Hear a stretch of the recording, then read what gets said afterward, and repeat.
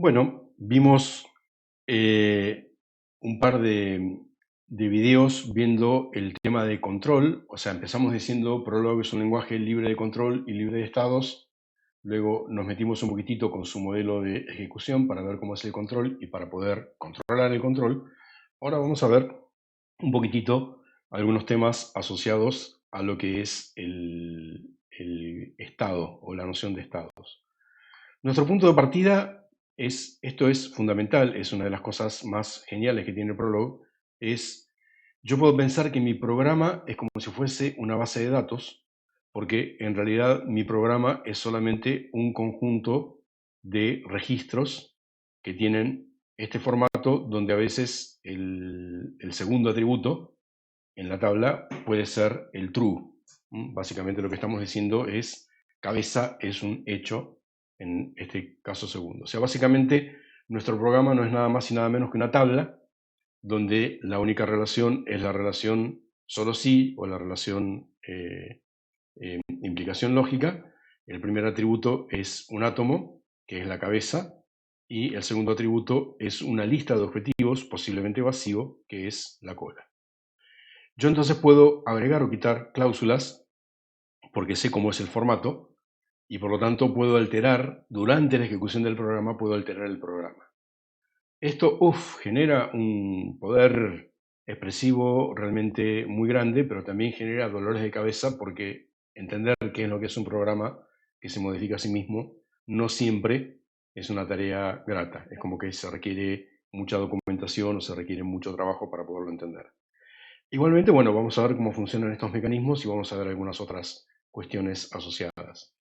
Básicamente tenemos el predicado assert de C, donde C es una cláusula que tiene éxito siempre, es como un true, pero genera un efecto colateral, o sea, modifica el estado, y ese efecto colateral agrega la cláusula C al programa. Si existen otras cláusulas en el programa cuyas cabezas unifican con la cabeza de C, entonces la nueva cláusula se va a agregar al comienzo, se va a agregar arriba del todo. Si lo que yo quiero hacer es agregarla al final de todas las cláusulas cuya cabeza unifiquen con la cabeza de C, entonces utilizo assert Z. Retract de C también tiene éxito trivialmente, pero si existe una o más cláusulas en el programa que unifiquen con C y elimina como efecto colateral a la primera de todas las que encuentre en el orden en el cual fueron escritas.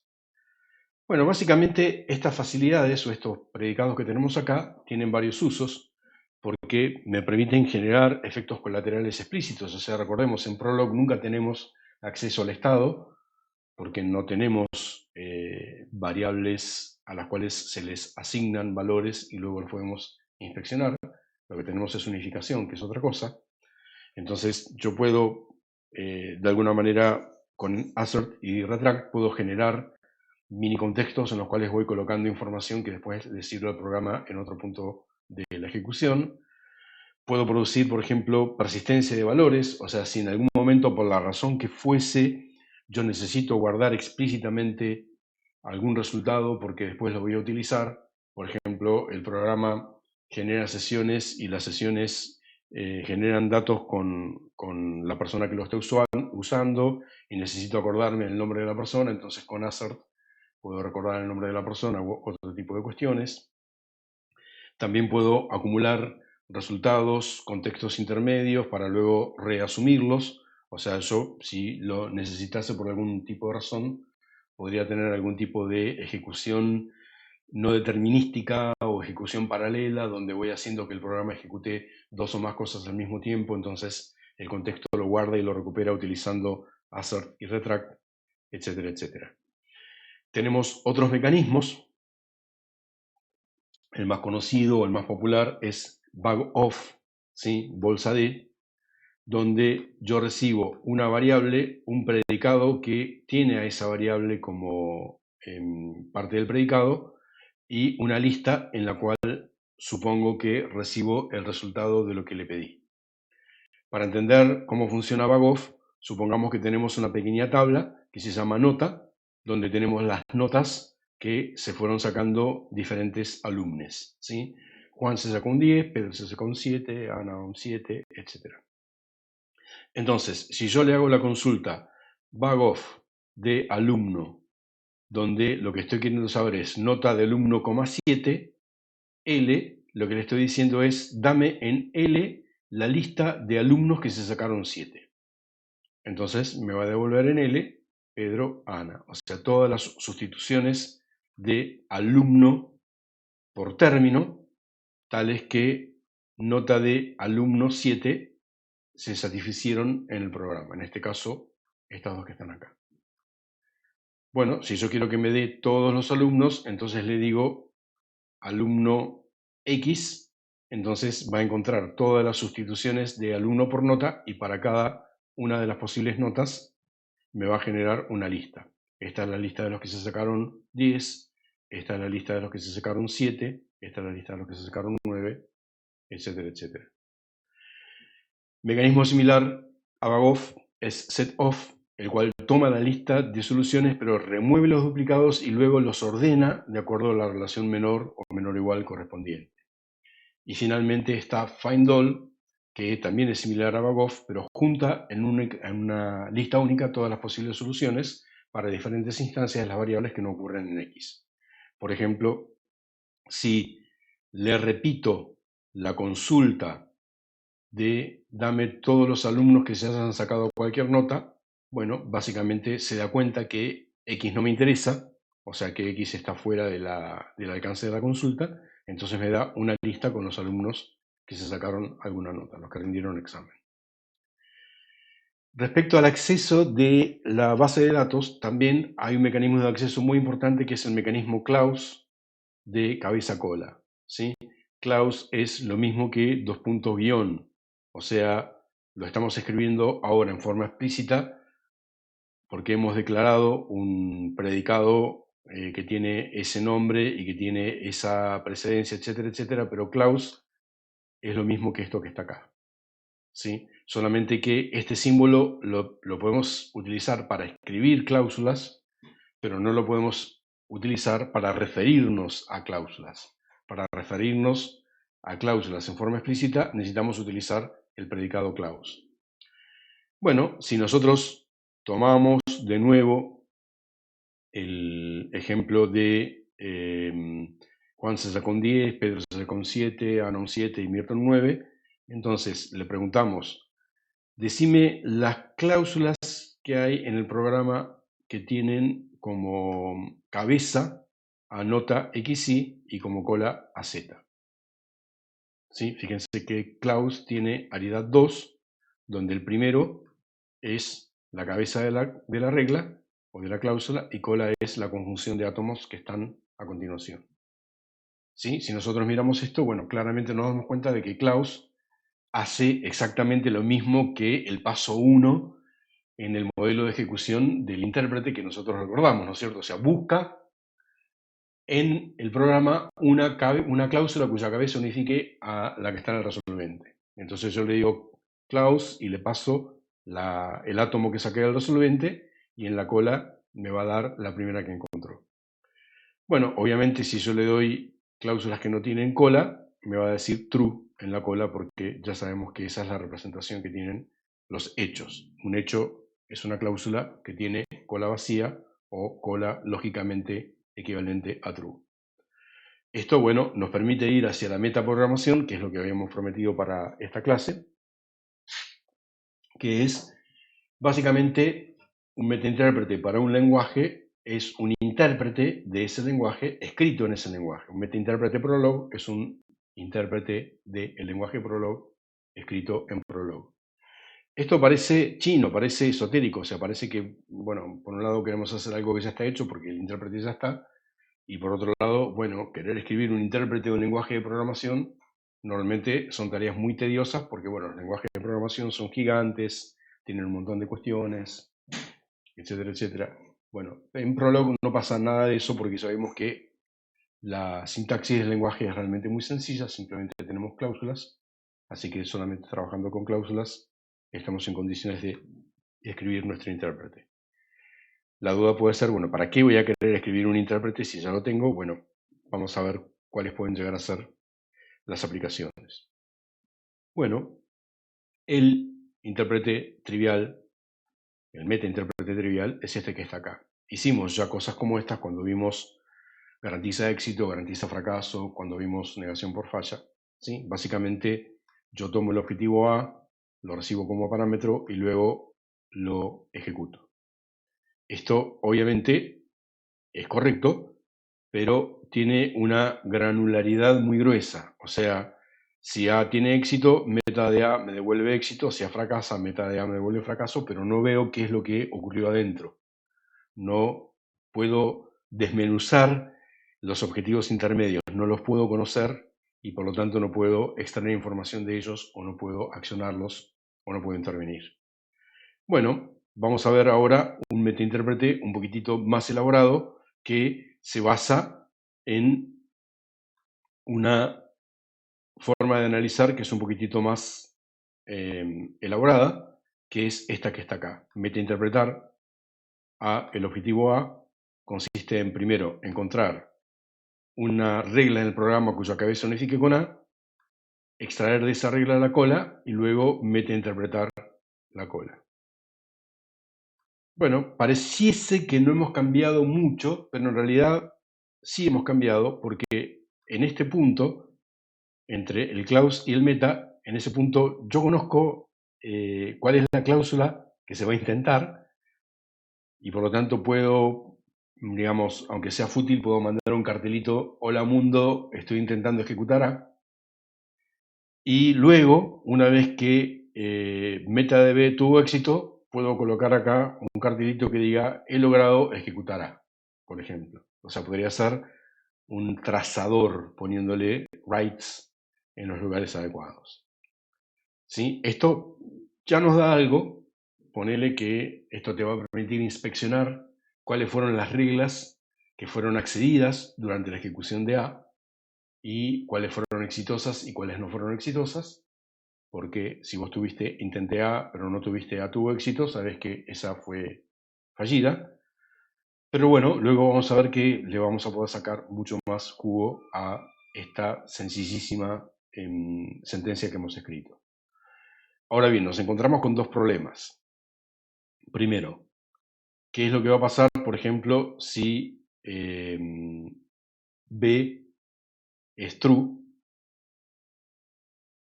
O sea, si A es un hecho, o en algunas de las llamadas recursivas A es un hecho, o qué va a pasar si B es una conjunción de objetivos. ¿Sí? Necesito casos particulares para manejar esas dos cuestiones. Entonces, para lo primero, yo puedo tener una regla específica que me diga la metainterpretación de la verdad lógica es trivialmente verdadera, lo cual es exactamente idéntico a colocar esto que está acá. Y para lo segundo, yo me aprovecho de la propiedad que tiene Prolog de que el operador de la conjunción es un operador asociativo. Ustedes después lo van a ver y hagan el intento y van a ver que la conjunción es asociativa a derecha. O sea que si yo le pregunto cómo puedo unificar en los términos A, B, a la conjunción de X, Y, Z, me va a decir sustituí a por X y a B por YZ. ¿Sí? Es lo que hemos puesto acá. ¿Sí? Si yo fuerzo a unificar una conjunción de tres términos a dos variables, va a intentar unificar la primera con el primero y a la segunda con todos los demás. Eso es porque es asociativo a derecha. Por lo tanto, si yo en esta cláusula para la cual hemos hecho tanta propaganda, a ver si lo encuentro de nuevo, perdón por el ir y venir, si yo me encuentro que B es una conjunción de términos, entonces yo voy a necesitar una llamada específica para objetivos conjuntivos. Esa es la llamada para objetivos conjuntivos que tenemos acá. Si yo tengo que el objetivo es un objetivo conjuntivo, y presten atención a que el predicado meta sigue siendo de heredad 1, o sea, sigue recibiendo un único parámetro, y ese parámetro es una conjunción entre paréntesis. Bueno, si me encuentro con que es una conjunción, metainterpreto el primero y metainterpreto el segundo de la conjunción. Si eran 3, entonces yo sé que por A va a salir el primero y ese va a ser el que se va a ejecutar, y luego por B van a salir los restantes, y por lo tanto esta llamada va a llamar recursivamente a esta, donde A desapareció y quedaron los restantes. Así que bueno, finalmente llegamos a nuestro metaintérprete del punto de partida, que es el metaintérprete de 3 líneas, que sí nos permite hacer cosas interesantes, ahora vamos a ver cuáles, y que sí nos permite de alguna manera aprovechar aspectos de metaprogramación. Nosotros no nos vamos a meter ahora en profundizar esto un poco más, pero el metaintérprete es un poco la clave de todo lo que se llaman los sistemas basados en conocimiento, los metaintérpretes. ¿Por qué? Porque los sistemas expertos, perdón. ¿Por qué? Porque en un sistema experto yo tengo modularizado el motor de inferencia por un lado y la base de conocimiento por otro. Entonces, mi base de conocimiento es código de Prolog y mi motor de inferencia es un metaintérprete que va inspeccionando la base de conocimiento y eventualmente me va formulando preguntas o ese tipo de cuestiones. Bueno, un ejemplo interesante es modifico el metaintérprete para que me permita hacer la traza, lo que habíamos dicho exactamente recién. ¿Sí? Fíjense que yo coloco cats específicos para que, bueno, si salió por true, no reintente, si salió por una cláusula conjuntiva, no reintente, y si no, aplicamos el famoso clause, decimos qué es lo que estamos intentando y luego decimos qué fue lo que se demostró. Y en la ejecución recursiva del MetaDB van a aparecer intentando, demostrando y demás cosas.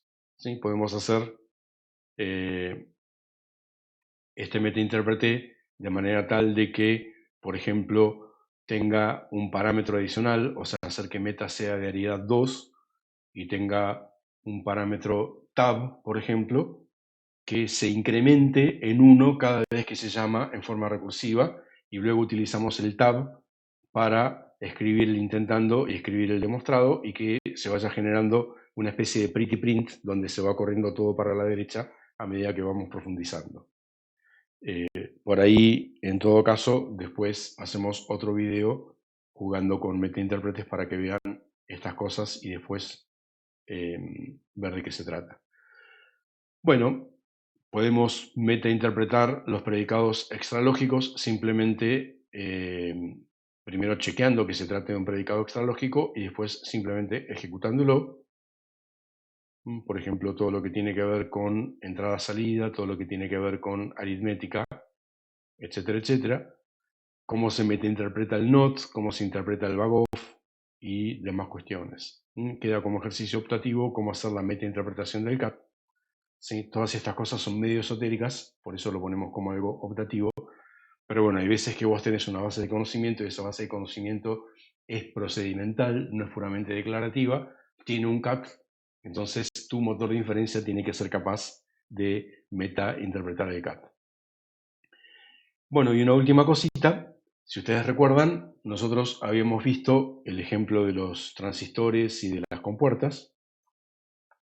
En ese ejemplo habíamos visto un mecanismo que nos permitía ir construyendo una estructura a medida que se iba computando, de manera tal de que una vez que la computación terminaba y era exitosa, se devolvía la estructura y esa estructura nos permitía entender cuestiones. Bueno, lo que vamos a hacer nosotros es exactamente eso, pero con el metaintérprete vamos a declarar un operador con una precedencia adecuada y que sea no asociativo, y vamos a modificar a nuestro metaintérprete para que vaya generando un árbol de prueba en cada paso y luego vaya generando esta estructura sintáctica prueba flechita A. O sea, por ejemplo, yo quiero metainterpretar A, entonces llamo a cláusula de A, B, metainterpreto B, la ejecución de la metainterpretación de B me generó un árbol de prueba, entonces el resultado que yo obtengo es el árbol de prueba de la metainterpretación de B, implica a A. Bueno, la metainterpretación de la verdad es el símbolo B o algo que yo puedo poner acá, puedo poner es verdad, puedo poner lo que quiera. La metainterpretación de un objetivo conjuntivo es la conjunción de los árboles de prueba, es relativamente fácil. Y bueno, tenemos las metainterpretaciones de los extralógicos, la metainterpretación de el NOT, etcétera, etcétera. Entonces, supongamos que tenemos este programa que está acá. Yo le pido metainterpretame a J como objetivo y dame en P el árbol de prueba. Entonces, después de ejecutar el programa con J como objetivo, ¿sí? Yo les recuerdo algo en lo que insisto mucho y es, salvo algún error sintáctico que creo que en esta parte no hay, todo lo que ustedes tienen acá en el apunte lo copy-pastean adentro de un archivo de texto, lo llaman .pl y eso sale ejecutándose. Sale el ejemplo que tenemos acá, pero también salen los códigos de los metaintérpretes para que ustedes puedan hacer pruebitas en la tranquilidad de sus casas. Entonces, bueno, yo le doy eso y me dice, por ejemplo, lo siguiente. No es que esto tampoco sea muy claro, pero después, utilizando el tab o algo por el estilo, podemos hacer un pretty print un poco mejor. Entonces me dice que básicamente la conjunción de que B implica E, o sea que E es verdadero, la conjunción de que C es verdadero y D es verdadero implican H y ese H implica I. Entonces E por un lado y por otro lado implican a J, que es el objetivo. O sea, básicamente lo que yo puedo darme cuenta con esto es la regla por la cual J fue demostrado tiene a I y a E como cola. La regla que demuestra a I tiene a H como cola. La regla que demuestra H como cola tiene a D y a C como cola. Y tanto E como C como D han sido verdaderas. Si yo le doy punto y coma, le digo, bueno, no quiero otra solución, entonces me genera otro árbol de prueba y de esa manera obtengo el resultado que quiero. Bueno, como ejemplo, bueno, un ejemplo que hemos puesto acá, hacer la metainterpretación de no Q, entonces lo que estamos obteniendo es Q es falso, ¿sí? No se puede demostrar.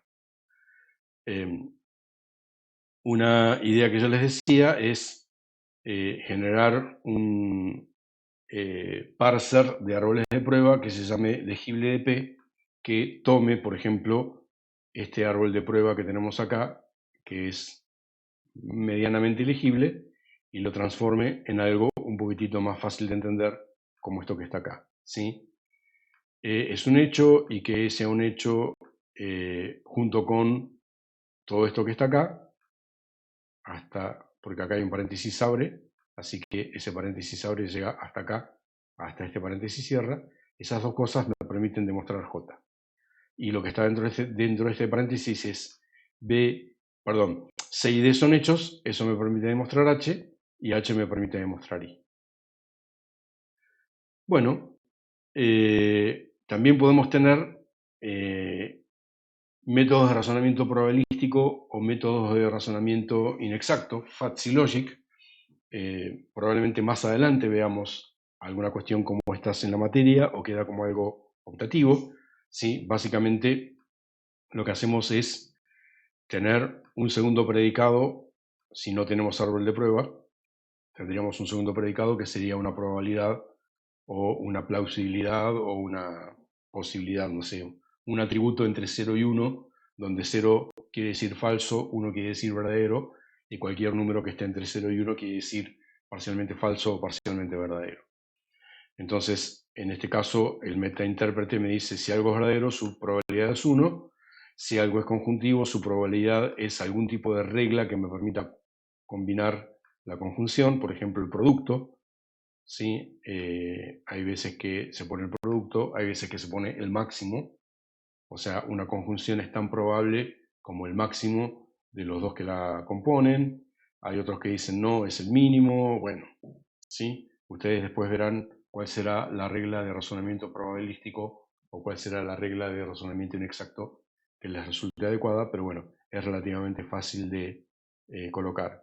Queda claro que esto que estamos poniendo acá es indiferente, es totalmente compatible con poner el árbol de prueba. O sea, yo puedo tener un metaintérprete con 3 argumentos. Primero lo que quiero demostrar, segundo su probabilidad, tercero su árbol de demostración. Puedo tener todo ese tipo de cuestiones.